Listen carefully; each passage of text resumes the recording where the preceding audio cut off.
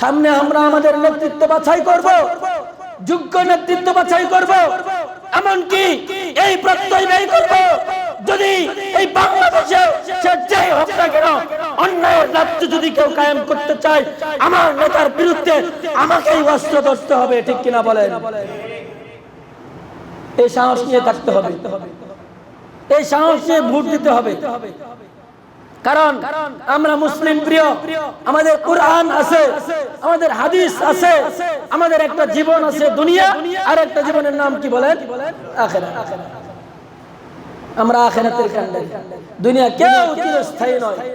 এই জন্য আমরা নেতা বানাবো এমন ব্যক্তি দেখে যে ব্যক্তিটা আমাকে আখিরাত পর্যন্ত নিয়ে যেতে পারে। ঠিক কিনা বলেন? শুধু দুনিয়াতে আরাম আয়েশ দিছে, মাঝখানে আইসা ড্রাইভার পালাইছে, এখন সব যাত্রী ডুবে মরতেছে। এমন নেতা আমরা, এমন নেতা আমরা, এমন নেত্রী আমরা, চাই আওয়ামী লীগ হোক, চাই বিএনপি হোক, চাই জামাত হোক, চাই জাতীয় পার্টি হোক, যাই নেতা দেশ ছেড়ে পালাবে, যাই নেত্রী দেশ ছেড়ে পালাবে, তার মুখে আমরা থুতু ফেলি। ঠিক কিনা বলেন? তার মুখে আমরা থুতু করি। পালাবে কেন?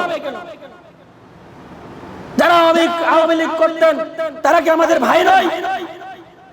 তাদের নিরাপত্তার দায়িত্ব আমাদের। আজকে দেশে থাকলে হয়তো বা একটা রেহাই হয়তো, পালিয়ে যাওয়ার কারণে সংসদ সদস্যের 300 আসনের একটা লোক প্রকাশ্যে নাই, সবটি পালাইছে।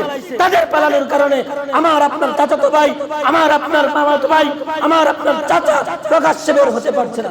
এমন নেতা, এমন নেত্রী, তাদের মুখে আমরা থুতু নিক্ষেপ করি। ঠিক কিনা বলেন?